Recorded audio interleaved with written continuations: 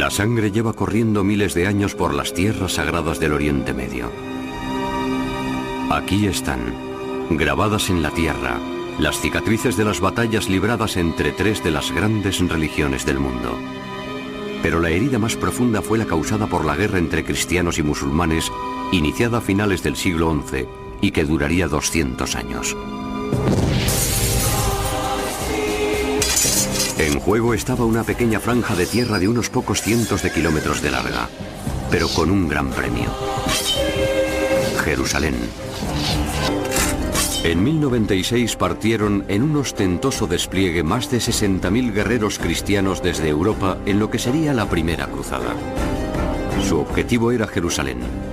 La ciudad llevaba más de 400 años bajo control musulmán y los cruzados juraron recuperarla en el nombre de Cristo. Esta primera cruzada tardó 3 años en alcanzar las murallas de Jerusalén. Una vez consiguieron entrar, no perdonaron a nadie. Se estima que los cruzados masacraron a 30.000 personas entre musulmanes, judíos e incluso cristianos. Pero mientras los cruzados disfrutaban de la victoria, los musulmanes, poco a poco, aunque sin cesar, se preparaban para contraatacar. Finalmente, la ira del Islam se desataría sobre este nuevo reino cruzado bajo un líder, Saladino, y un grito de batalla: la yihad.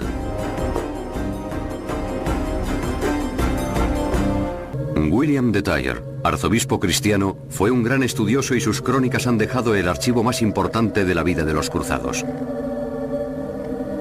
Desde su perspectiva cristiana relató el inicio de la campaña de guerrilla de los musulmanes o sarracenos contra el recién implantado reino de Jerusalén. Los europeos levantaron granjas, pueblos y castillos alrededor de las ciudades capturadas y crearon 4 nuevos poderosos estados cruzados: Edesa, Antioquía, Trípoli y el Reino de Jerusalén. Al capturar la ciudad, los cruzados se habían hecho cargo del Hospital de San Juan. Conocidos como los hospitalarios, pronto asumirían una función militar para asegurar la protección de los miles de peregrinos que viajaban hacia y desde las tierras sagradas. Se estableció una segunda orden sagrada para ofrecer protección a estos peregrinos. Combinaban un estilo de vida monástico con la portación de armas. Esta hermandad creía que luchar contra el infiel era tanto un acto de caridad como una vía de salvación.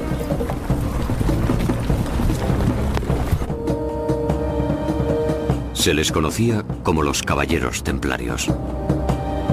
Tomaron su nombre de su base, el lugar donde se encontraba el antiguo templo de Salomón. Estas 2 órdenes militares se convertirían pronto en los símbolos temidos e injuriados por parte de los musulmanes en toda la ocupación cruzada. Pero los musulmanes soñaban con contraatacar a los cruzados y recuperar Jerusalén para su fe.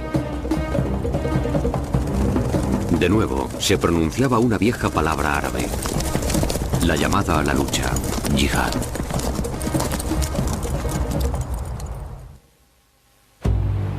El turco Imad al-Din Zengi era el gobernador de la ciudad de Mosul, ahora dentro del actual Irak. Inteligente y despiadado, Zengi quería expandir su imperio y se convertiría en el primer líder en lanzar una yihad y triunfar contra los despreciados invasores cristianos. En 1144, Zengi se encontraba por fin preparado para desahogar su crueldad contra los cruzados. A menos de 200 kilómetros de su base en Alepo se encontraba Edesa, uno de los estados cruzados. A Zengi le llegó una oportunidad de oro para recuperar esta ciudad. Casi medio siglo después de la fundación de los estados cruzados, los musulmanes estaban por fin listos para lanzar su primer ataque de respuesta. Zengi sitió la ciudad con un ejército de 30.000 hombres. Los pocos caballeros cruzados que quedaban para proteger Edesa fueron cogidos por sorpresa y se refugiaron rápidamente en el interior de las murallas. Esta era la demostración de fuerza tan esperada por los musulmanes. El gran cronista árabe Ibn al-Athir gozó escribiendo sobre ella. Edesa volvía a estar en manos de los musulmanes y Zengi era ahora el héroe del mundo islámico. La primera fase de la yihad, la lucha contra el imperio cristiano, había sido ganada. Nur al-Din era el hijo del brutal señor de la guerra turco, Zengi. Estaba dispuesto a continuar la lucha de su padre y se propuso unir el mundo musulmán y recuperar a Jerusalén para el Islam.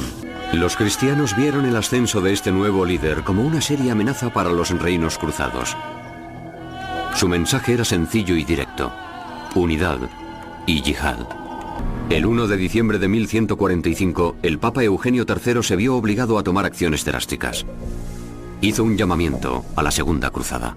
La llamada a las armas fue respondida por uno de los hombres más poderosos de Europa, el rey Luis VII de Francia y su rica esposa Leonor de Aquitania. Tras una fiera batalla, los cruzados vencieron a los musulmanes y rodearon las murallas de la ciudad, mucho más próximos a ella que cualquier otro ejército de los tiempos antiguos o modernos.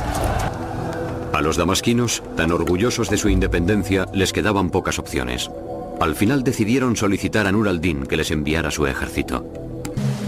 Luis volvió a Europa derrotado y en deshonra. Después de tantas esperanzas, pérdidas y sufrimiento, su segunda cruzada había acabado en desastre. No solo había tenido que darle la espalda al reino cruzado de Jerusalén, sino que había aumentado la confianza de los musulmanes. Para los cristianos, las consecuencias fueron desastrosas. El fracaso de la segunda cruzada era justo lo que Nur al-Din necesitaba para conseguir Damasco. Utilizando una mezcla de intimidación y amabilidad, les convenció para que se unieran a él. Solo unidos, les dijo, podrían tener la fuerza para tomar todos los estados cruzados. Finalmente, los damasquinos sucumbieron a su incesante insistencia. Todo el flanco este del reino cruzado estaba ahora bajo control de Nur al-Din. Estaba estrechando el lazo y ahora empezaba la fase final de su plan maestro: rodear completamente a los cristianos haciéndose con el control de una tierra rica y poderosa al sur: Egipto. Los cristianos cometieron un error fatal y le concedieron una gran ventaja a Nur al-Din. Perpetraron una brutal masacre de musulmanes shia en una ciudad egipcia cerca de El Cairo. Nur al-Din estaba deseando ayudarles. Envió a su joven general más capaz y ambicioso para ayudar a los egipcios a defender El Cairo. Se llamaba Saladino. Al final de 1169 y con todos sus rivales fuera de su camino, Saladino se convertía en el gobernador indiscutible de Egipto, controlando tanto territorio como su mentor, Nur al-Din. 5 años después, antes de poder bajarle los humos a su joven teniente, Nur al-Din moriría bajo misteriosas circunstancias. Saladino acudió rápidamente desde El Cairo a la fortaleza de Nur al-Din, Alepo. Pero ya se había anunciado su sucesor. El hijo de Nur al-Din, al-Salih, era el nuevo gobernador de Siria. Solo tenía 12 años. Pero a pesar de su juventud, al-Salih no era manipulable. En 1181, su rival, al-Salih, murió a los 19 años. Al igual que su padre y su abuelo antes que él, fue víctima también de una muerte en extrañas circunstancias. Siria y Egipto pertenecían ahora a Saladino. Se habían acabado 80 años de desunión entre los musulmanes.